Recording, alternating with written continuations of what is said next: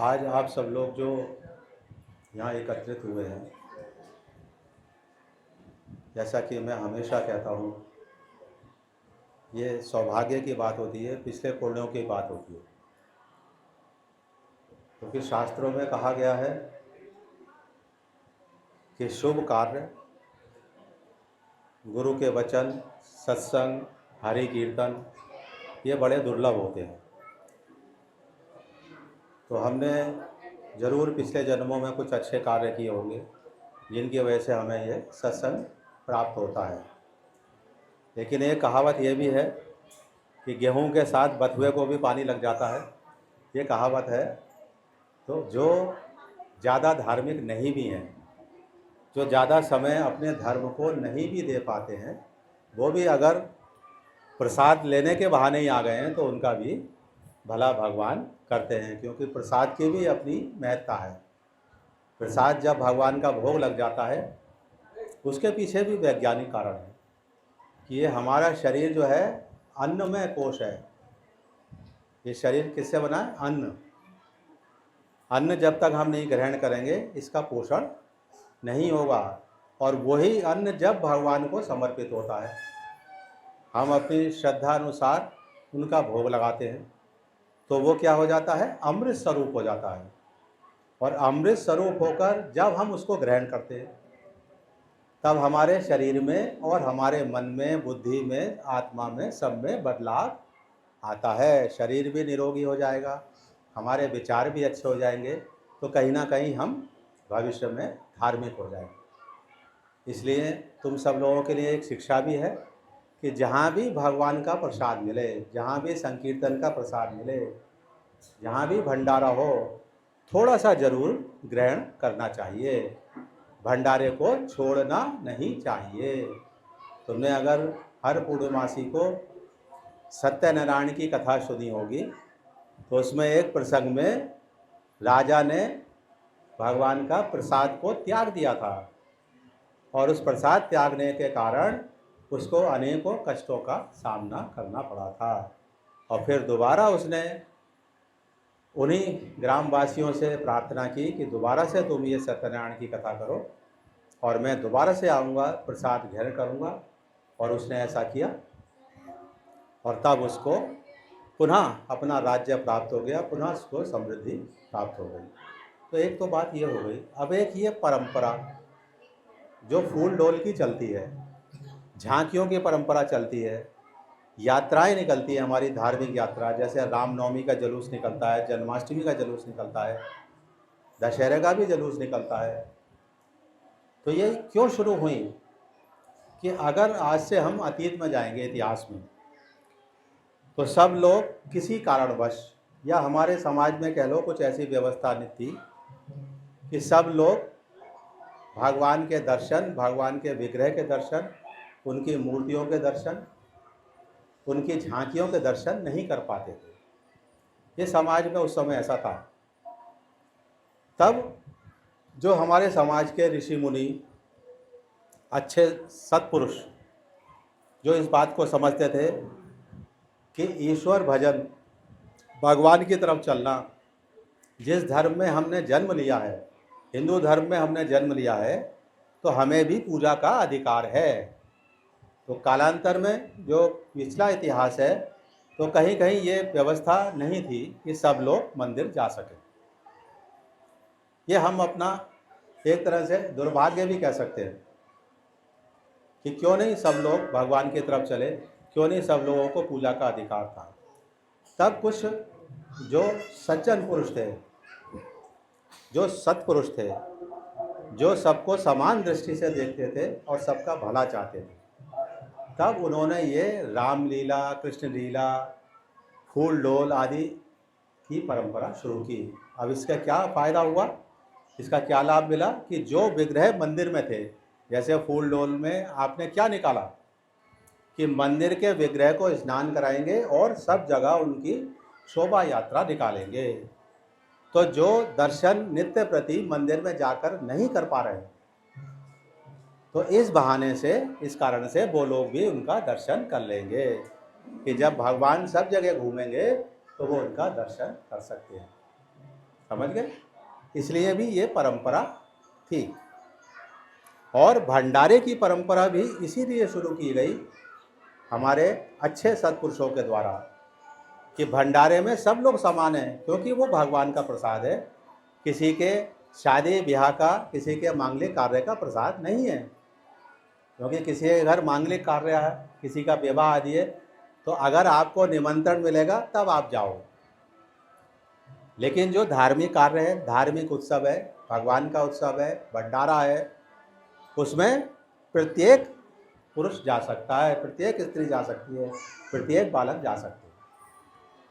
तो इससे क्या फ़ायदा होगा, इससे क्या लाभ हुआ कि हम सब लोग आपस में समानता का भाव महसूस करेंगे कि हम सब लोग समान हैं, हम एक साथ सब ग्रहण कर रहे हैं प्रसाद को।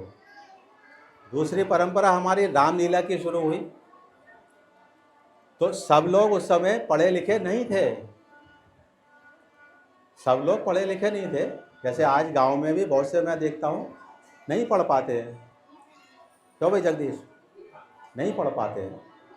तो रामलीला का प्रचलन इसलिए शुरू हुआ कि जो पढ़े लिखे नहीं हैं, जो रामायण आदि इत्यादि नहीं पढ़ सकते, तो रामलीला के माध्यम से वो हमारे भगवान के चरित्रों को, लीलाओं को देख सकते हैं और उनसे अपना क्यों भाई मार्गदर्शन ले सकते हैं और उनसे शिक्षा ग्रहण कर सकते हैं। इसलिए हमारे यहाँ रामलीला की परंपरा का आरंभ हुआ और वो आज तक अनवरत चल रही है।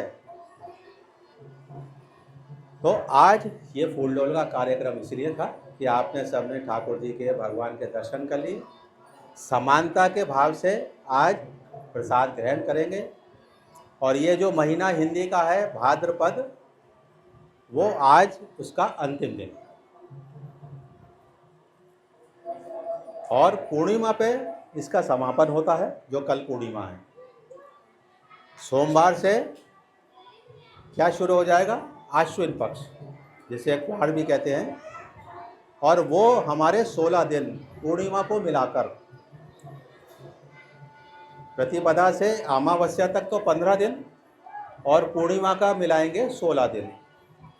तो पूर्णिमा आती है भाद्रपद में, ये भादों के महीने में, और अमावस्या कब आएगी? क्वार में। तो पूर्णिमा का भी श्राद्ध होता है, पूर्णिमा का भी तर्पण होता है कि जिनके हमारे पूर्वज हैं, माता पिता दादा परदादा, उनकी अगर मृत्यु हुई है पूर्णिमा के दिन, तो पूर्णिमा का जो है वो कल करेंगे श्राद्ध। अब ये सनातन धर्म की सबसे बड़ी विशेषता है कि जीवन में तो हम अपने माता पिता दादा परदादा हैं, स्वजन जितने बंधु बांधव हैं, उनकी परिचर्या करते हैं और करनी भी चाहिए। जो अगर नहीं करते हैं तो कभी भी देख लेना उनका जीवन सुखी नहीं होगा। जो अपने वृद्ध माता पिता का सेवा नहीं करते हैं, उनका ध्यान नहीं रखते हैं, तो उनका जीवन सुखी नहीं होगा। तो ये हम सब के लिए आवश्यक कर्म है, क्योंकि आज हम अगर बालक हैं तो कल हम भी वृद्ध होंगे, हम भी दादा परदादा बनेंगे, तो हमारे साथ भी वही होगा। क्योंकि मैं जैसा हमेशा बताता हूँ, कर्म का फल हमेशा मिलता है। अगर हमने अपने माता पिता की सेवा की है तो हमारे बालक भी, हमारे संतान भी तुम्हारी सेवा करेंगे, अवश्य करेंगे, ऐसा नहीं हो सकता है ना। तो ये सनातन धर्म में व्यवस्था है।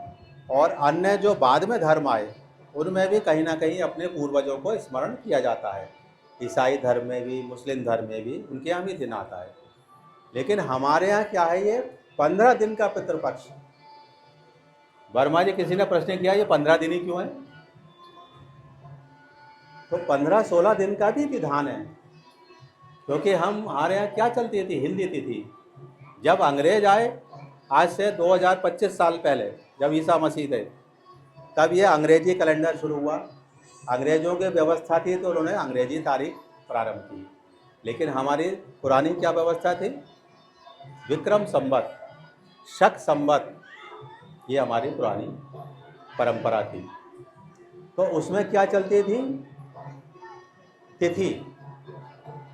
और तिथि किसके अनुसार चलती थी? आज ये मैं ज्ञान की बातें बता रहा हूँ, ये भी तुमको पता होना चाहिए, है ना।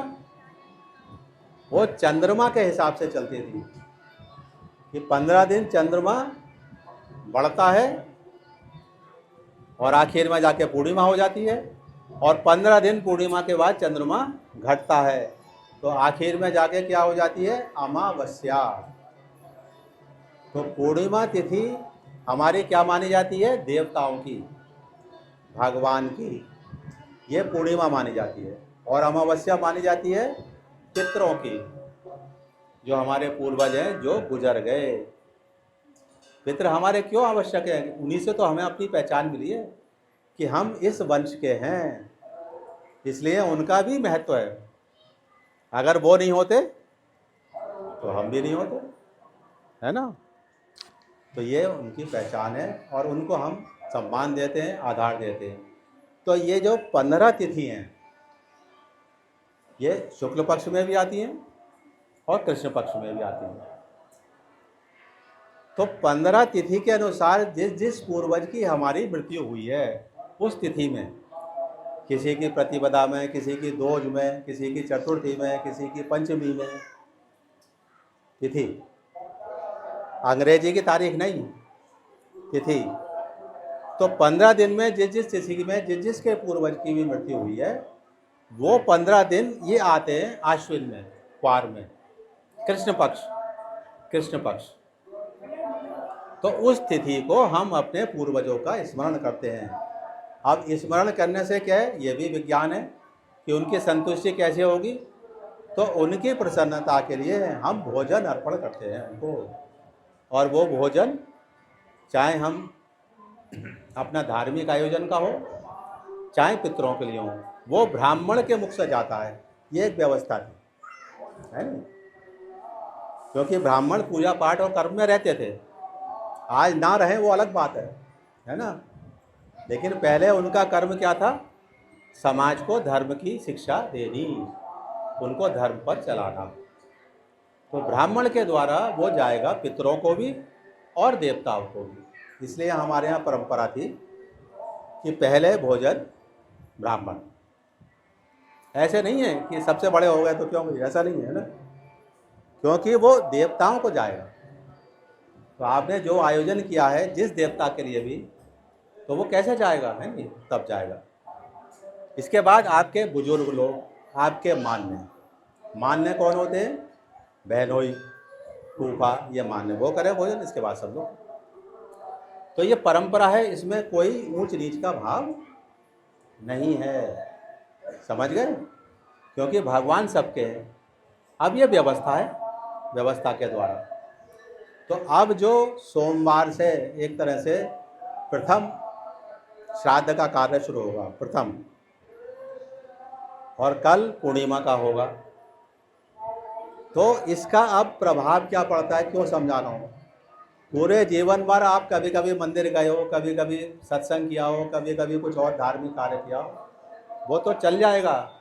लेकिन अगर ये 15 दिन तुमने छोड़ दिए, इसमें अपने पूर्वजों का स्मरण नहीं किया, अपने पूर्वजों का, तो फिर तुम दुखी रहो। क्यों? क्योंकि वो तुम्हारे वंश के हैं। तो परंपरा से हमारे जो सबसे प्रथम देवता कौन है? जैसे परंपरा चले ऊपर से, क्यों भाई, नीचे, नीचे से ऊपर। तो सबसे पहले जो देवता आएंगे वो कौन आएंगे? पितृ, पितृ, हमारे पूर्वज। अगर राम की कथा पढ़ी होगी, रामायण तुम लोगों ने पढ़ी होगी, तो दशरथ जी को जब चित्रकूट में ये ज्ञात हुआ कि मेरे पिताश्री महाराज दशरथ जी का देहांत हो गया है, तब सबसे बड़े पुत्र होने के नाते उन्होंने भी श्राद्ध किया था। और वो श्राद्ध कहाँ किया? पंचवटी में जाकर, पंचवटी में जाकर वहाँ श्राद्ध किया, जो आज क्या कहलाता है? नासिक। महाराष्ट्र में एक नासिक जिला है, वहाँ पंचवटी थी, वहाँ गोदावरी नदी है, उसके तट पर उन्होंने श्राद्ध किया। अब चूँकि वो वनवास में थे, मैं इसलिए बता रहा हूँ कि अगर भगवान ने किया है अपने पूर्वजों का स्मरण, तो तुमको भी अपने पूर्वजों का स्मरण करना है।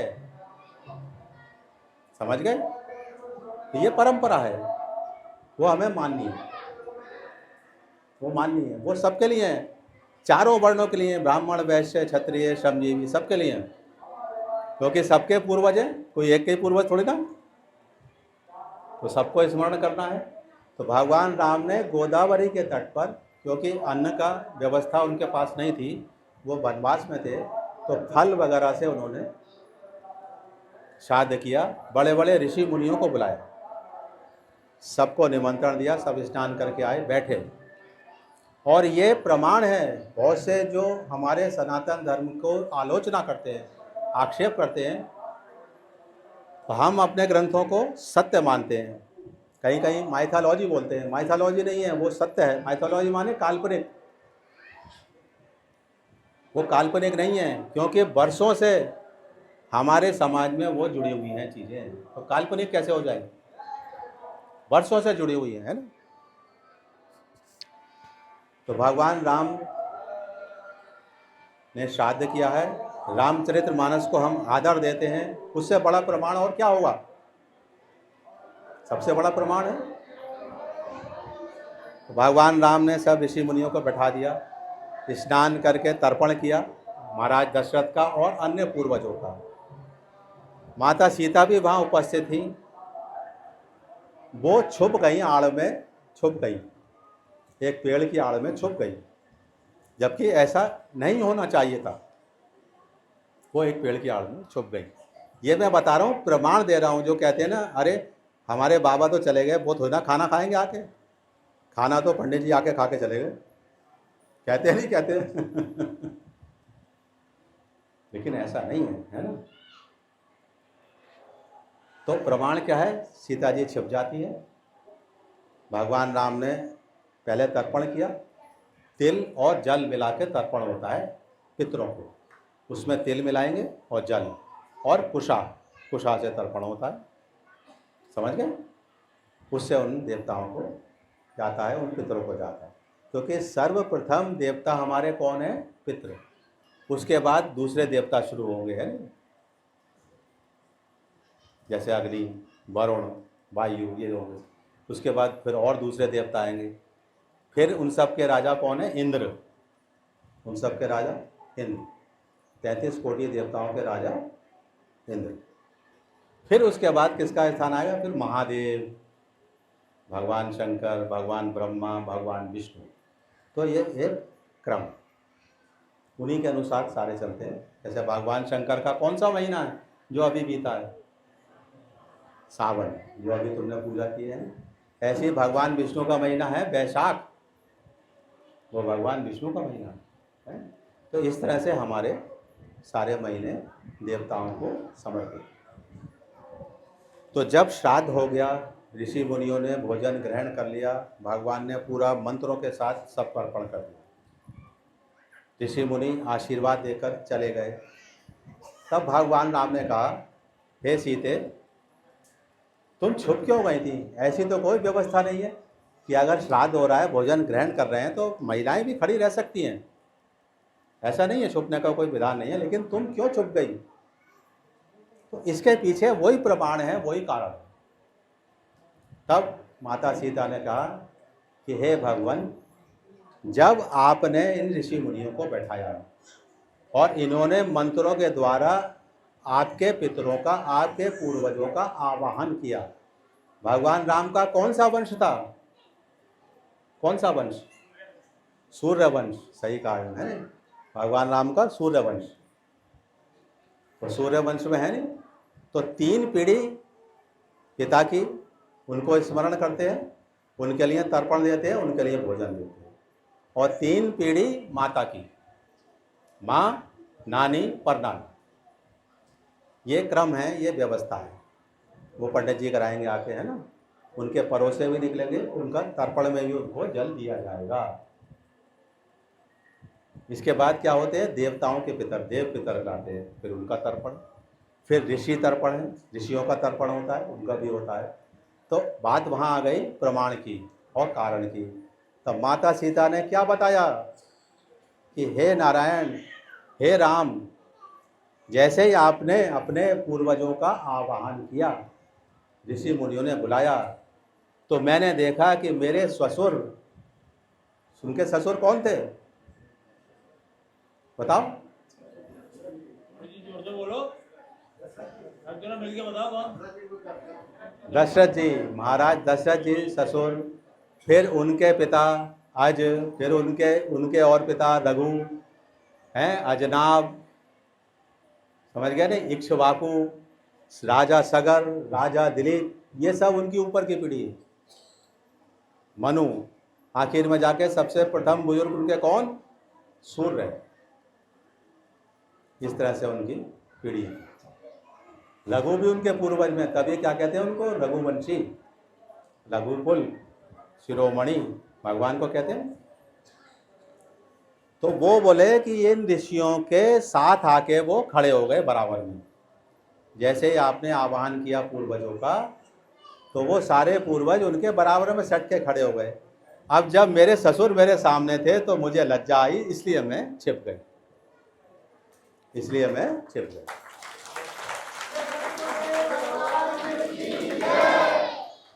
तो अब ये प्रमाण भी हो गया कि उन्होंने देखा कि पूर्वज आए। अब क्योंकि पितरों का शरीर नहीं है, उनका शरीर है बताओ? शरीर नहीं है उनका, तो किसके द्वारा, जब वो सट गए तो किसके द्वारा ग्रहण करेंगे? ब्राह्मण के द्वारा जो खा रहे हैं। तो कहीं कहीं क्या है, जाति की भी प्रधानता है ना। जैसे तुम लोग सब लोग देखोगे, तुम्हारे कोई मांगलिक कार्य होते हैं, ब्याह शादी में हर जाति की प्रधानता है। निमंत्रण कौन देता है तुम्हारे यहाँ? जोर से बोलो। तो वहां किसकी प्रधानता हो गई? जाति की प्रधानता हो गई। लेकिन जाति से द्वेष नहीं है, घृणा नहीं है, अपराध नहीं है, क्योंकि वो उसका कार्य है, वहां उसका कार्य है। ऐसे ही आप ब्याह शादी में क्यों भाई मड़ा गाड़ोगे? मड़ा मड़ा होता है तुम्हारे यहाँ, उसमें भगवान ब्रह्मा की पूजा होती है। भगवान ब्रह्मा, मड़े का कार्यक्रम देखा है? जहाँ मड़ा भात, जहाँ भात दिया जाता है, जगदीश बोलो भाई, होता है सब लोगों के? बताओ। क्या है ना, मड़ा लगाते हैं पंडित जी, मड़ा गाड़ा जाता है, भात होता है, तुम्हारे बहनोई या फूफा गाड़ते हैं, वहाँ फिर भात का कार्यक्रम होता है। क्यों भाई? माता के भाई आते हैं, वो भात का कार्य, वहाँ किसकी पूजा है? भगवान ब्रह्मा की। भगवान ब्रह्मा के क्या कार्य हैं? सृष्टि रचना। भगवान ब्रह्मा का क्या कार्य है? सृष्टि। तो इसलिए ब्रह्मा जी की पूजा होती है कि ब्याह शादी के बाद क्या होंगे? बालक ही तो होंगे। क्यों भाई लाला राम? तो अगर ब्रह्मा जी प्रसन्न है तो तुम्हारा कुल बढ़ेगा, बालक अच्छे होंगे। और वहाँ उनकी पूजा कौन कराते हैं? वो किसका अधिकार है? जो मिट्टी के बर्तन बताते हैं, कुम्हार, वहाँ उनकी आवश्यकता है। लेकिन द्वेष नहीं है, उनका भी सम्मान है, उनकी भी दक्षिणा है, उनका भी भोजन है, वो और कोई नहीं करा सकता। समझ गए? ऐसे ही अंतिम संस्कार में महाब्राह्मण होते हैं, पिंडदान कौन करवाएगा? वो महाब्राह्मण करवाएगा। वहाँ आपके फूफा मामा मौसा करवा देंगे? बताओ, नहीं कराएंगे।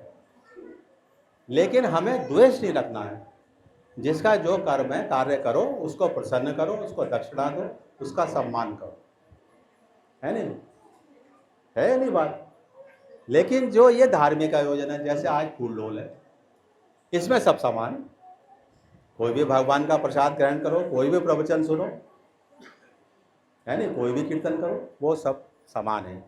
तो इसलिए जो ये कहने का तात्पर्य मेरे ये है कि जो अब ये 15 दिन आ रहे हैं, तो अगर किसी को अपनी पूर्वजों की तिथि ज्ञात हो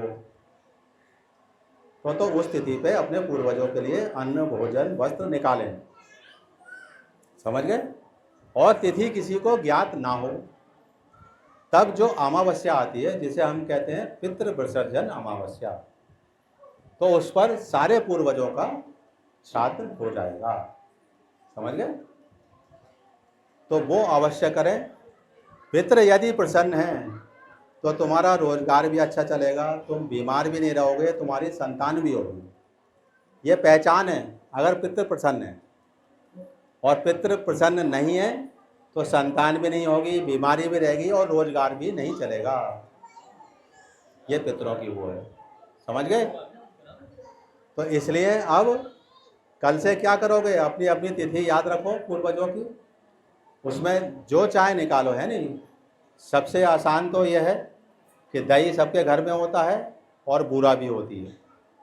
तो एक परंपरा हमने दरबार के माध्यम से भी शुरू की है, वो आप लोग भी शिक्षा ले सकते हो कि केवल हमें तो अपने पिता और दादा की मालूम है, लेकिन उससे और भी कितनी पीढ़ी है ऊपर जो किससे आशा करेंगी, तुम्हारे से करेंगी, क्योंकि तुम उनके वंश के हो।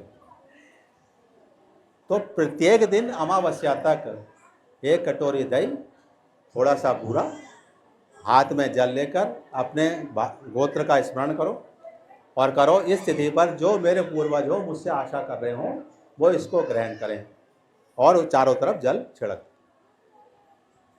क्योंकि तुम्हें पता नहीं कौन सी तिथि पे कौन गया। तो ये हमने दरबार में परंपरा शुरू की है। प्रतिदिन दही सबके घर में होता है, बूरा भी सबके घर में होती है, और वो किसी मंदिर में दिया हो, किसी ब्राह्मण को दो तो और अच्छा है जो ग्रहण कर ले। अगर किसी वजह से कोई ना ले पाए तब गऊ को अर्पण करोगे, जो गाय, वो भी देसी गाय है ना, उसमें भी कपिला गाय हो तो सबसे सर्वोत्तम है। अब कपिला गाय कौन सी होती है पता है किसी को? कपिला गाय दामादार, हाँ, जो सही बताया, जिसके सींग हिलते रहते हैं उसको कपिला गाय कहते हैं। तो हमारे यहाँ हिंदू धर्म में गाय के अंदर सब देवताओं का वास है, सारे देवता गाय के अंदर निवास करते हैं। तो अगर कुछ ना मिले तो गाय को अर्पण कर दो तो तुम्हारा देवताओं को चला जाए, लेकिन सर्वप्रथम ब्राह्मण को, वो नहीं तो मंदिर में, तीसरे में फिर गाय। ये परंपरा है। तो मैं आशा करूँगा कि ये सब तुम लोग करोगे, और ये 15 दिन करके देखो, अच्छा है ना। आप बता दो कौन कौन कर रहा है सब जन। एक कटोरी दही, थोड़ा सा बूरा, हाथ में जल लेके अपने वंश का, गोत्र का स्मरण करके जल से मनस के और भिजवा दो। फिर पूरे साल देखो, मैं भी आता तो रहूँगा ही, अगर बुलाते रहोगे तो। क्यों भाई? तब फिर सब लोग बताना कि ऐसा करने से हमें क्या लाभ मिला, है नहीं। लाभ भी बताओ कि हाँ भाई हमने अगर ये पुण्य कार्य किया है, ये कर्म किया है, तो लाभ क्या मिला। शहर में हम ये करवाते हैं कि दही और जलेबी, अब जलेबी मिल जाए तो जलेबी भी कर सकते हैं। तो शहर में दही और जलेबी या पेड़ा ये सब लोग बनसते हैं, पूरे 16 दिन जाएगा, है। तो सारे पूर्वज क्या है, प्रसन्न होते हैं। और अगर नहीं करा, समझ गया नहीं, तो शास्त्र हमारा बताता भी है कि 15-16 दिन जो पितृलोक है, जहाँ हमारे पूर्वज निवास करते हैं, वो धरती के निकट आ जाता है, धरती के निकट। तो हमारे समय में और पितरों के समय में अंतर है।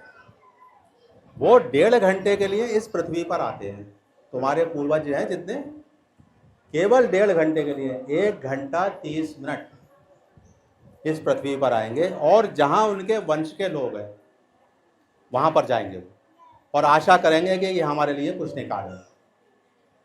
स्वयं नहीं लेंगे, ना देवता, ना पितृ, ना कोई भी जो देव श्रेणी है, कोई भी नहीं।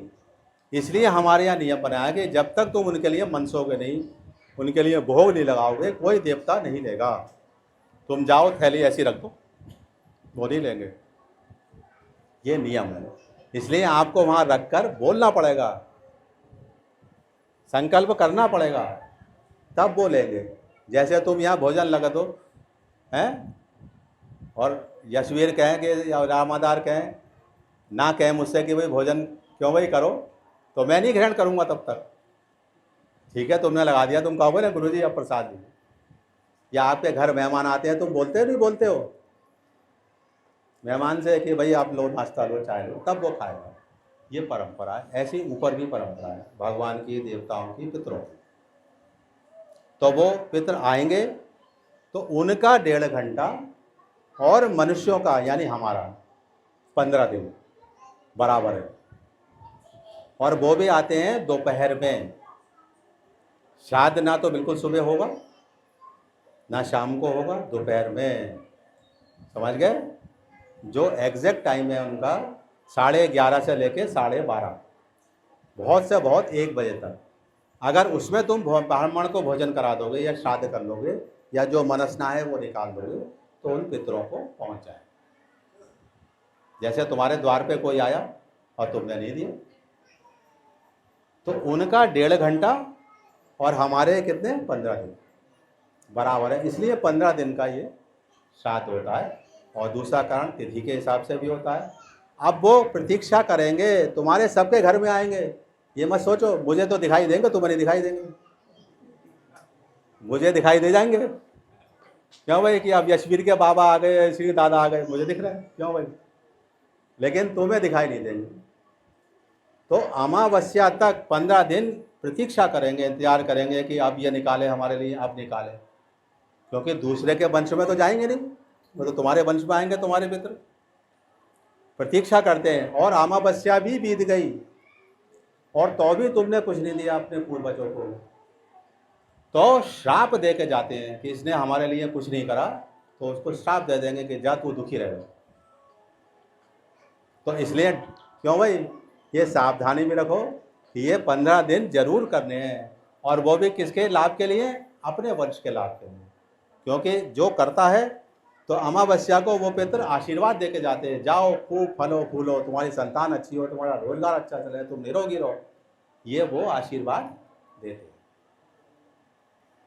तो एक कटोरी दही और एक बुरा में क्या बिगड़ जाएगा? क्यों लाला राम?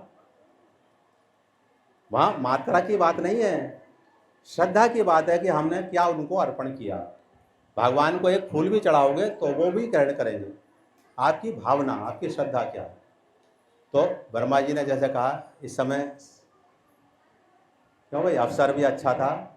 और ये श्राद्ध की बातें थी, कौन बताएगा तुम्हें, है ना? कौन बताएगा? तो अब ये तुम्हें ध्यान रखना है कि रोज एक कटोरी दही सबके घर में होता है, बूरा भी सबके घर में होती है, आप उसको बनसिए और निकालिए। और अगले साल वर्मा जी पूछेंगे कि किस किस को लाभ हुआ, है नहीं, कि ऐसा करने से किस किस को लाभ हुआ, ये सब पूछेंगे। और एक नियम जो मैं हमेशा सबको बताता हूँ कि भगवान के जब भी समय मिले मंदिर के दर्शन करो। अपने घर में जो तुम्हारा छोटा सा मंदिर है वहाँ दीपक सुबह शाम रोज जलाओ। और जो भी घर में भोजन बने उसका भोग लगाओ। भोग लगा के खाओगे तो कभी भी कोई भोजन नुकसान नहीं करेगा। एक बार की घटना है, वर्मा जी पता नहीं थे नहीं थे, हम शाहजहाँपुर गए, भक्त है हमारे, बहुत बड़ा आयोजन किया, जैसे तुम्हारा ये आयोजन है ऐसी आयोजन।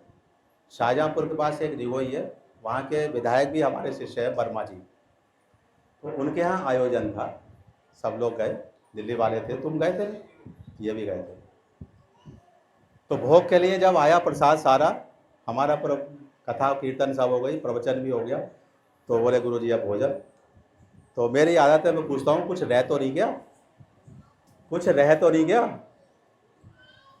तो बोले हाँ साहब गुरुजी सब आ गया, आप भोग लाओ। तो मैंने देख लो, तो बोले नहीं साहब गुरुजी सब आ गया, सब चीज़ आ गई, सब्जी भी आ गई, पूरी दही सब चीज़ आ गई।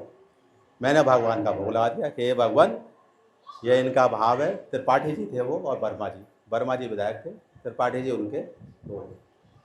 हे भगवान इन लोगों ने आयोजन किया है, भोग लगा रहे हैं, आप ग्रहण कीजिए और सबके लिए ये प्रसाद लाभकारी हो, सबका स्वास्थ्य अच्छा हो। लगा के हमने ग्रहण करना शुरू कर दिया। बात आई गई हो गई। अब रात हुई, हम भी विश्राम के लिए लेटे, तो पता चला कुछ खुसर फुसर हुई, आवाज़ें होने लगी, शोर मचा। मैंने क्या हुआ? तो एक भक्त को हमने भेजा, भाई देख के आओ क्या बात हुई। तो बोले कुछ लोगों को उल्टी दस्त हो गए, फूड पॉइजनिंग हो गया। तो हमने कहा ऐसा तो नहीं हो सकता, भगवान का भोग लगा। हमने उन्हें हरीश त्रिपाठी से बुलाया, मैं त्रिपाठी जी यहाँ हो, ये ऐसा कैसे हो गया जब भगवान का भोग था? तो मैंने कहा भोजन में क्या क्या था? बोले साहब रस मलाई लाना भूल गए थे। अब वो हाथ जोड़ के अपनी गलती माने, तो वो रस मलाई का भोग नहीं लगा, बाकी सब सामान का भोग लग गया। और मैं उनसे बार बार पूछ रहा हूँ देखो कुछ रह तो नहीं गया? कुछ रह तो नहीं गया, बता दो अभी भी। तो रस मलाई का भोग नहीं लगा, वो जिन जिन ने खाई वो सब बीमार। तो भोग ऐसी चीज़ है, ये शिक्षा है कि जो भी बनाओ भगवान का भोग लगाओ, बाद में तो खाना तुम्हें ही है, क्यों भाई? लेकिन भगवान को अच्छा लगेगा कि आप भोग लगाओ। तो आज का ये है, काफ़ी विलम्ब हो गया। अब आप सब लोग भी प्रसाद ग्रहण करें और ये जो शिक्षाएं बताई हैं इनको ध्यान रखें।